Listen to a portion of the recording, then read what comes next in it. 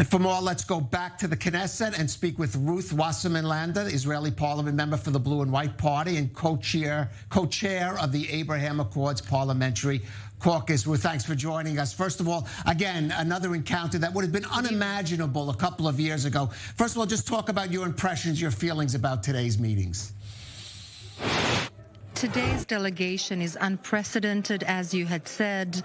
The fact that the leadership of the United Arab Emirates insists on having a delegation of parliament members headed by the head of the Security Internal Affairs Committee come to Israel and exchange views is indicative, in my humble opinion, of the fact that they want this agreement to trickle down to not only the top levels of leadership, but to the nation in general.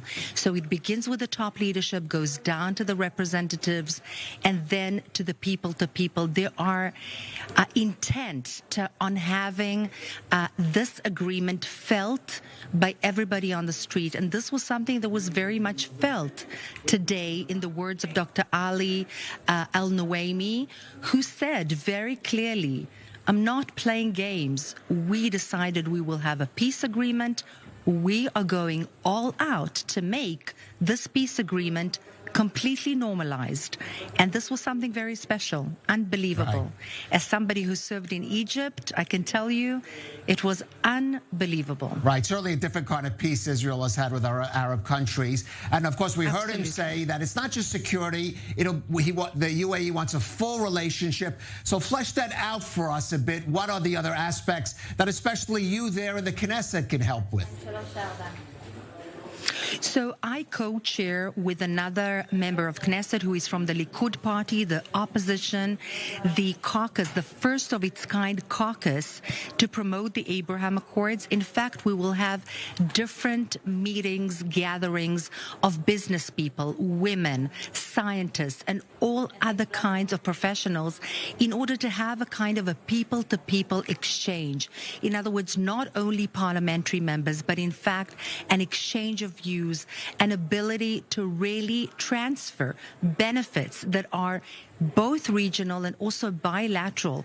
In other words, I think Dr. Al-Nuaimi stressed that we are not only talking about bilateral UAE-Israeli relations, but also regional, Moroccan, Bahraini, and not only. He insisted on really broadening this issue to quite a large number of countries, and this is the benefit, this is the added value, the endless potential of the Abraham Accords.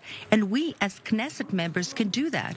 We are the representatives of people in this country, which is amazing. Right, and Ruth, of course, members of Knesset lawmakers have gone to the UAE as individuals, but what will be a follow-up here? Will be there some kind of meetings now in the Emirates like this one? I believe that in maybe March or April, there will be a delegation of Knesset members meeting in the UAE, meeting our counterparts from all parties, which is important. It's not a coalition. It's not an opposition issue. It's not a specific political party, but rather a multilateral bipartisan agreement, which actually fortifies it and the fact that the Israeli people support it.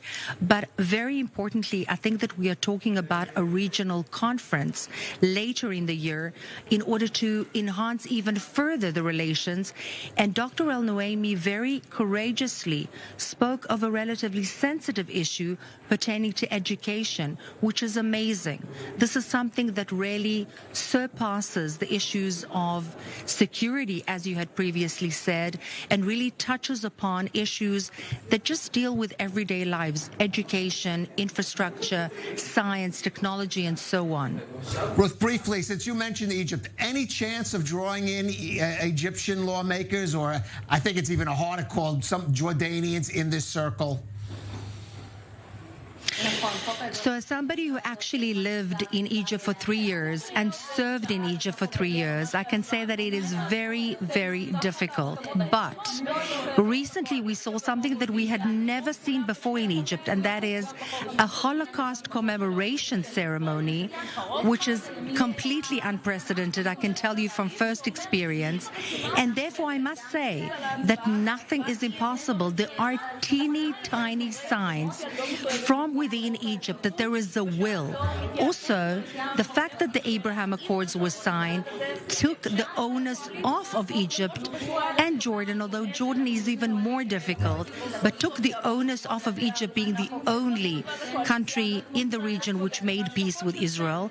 And I think we are going to a more positive normalization, although we need to be cautious about that. As you know, the Egyptian-Israeli relations are sensitive. Right. Cautious, but there are some things that seemed impossible just a couple of years ago that now maybe seem a little more possible. Exactly. With Wasserman.